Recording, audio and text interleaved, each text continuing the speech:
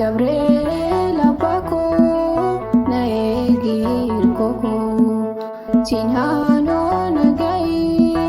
Fayiza Abbako Afako barera Makake wamachu Nafkoto Gabriel Erga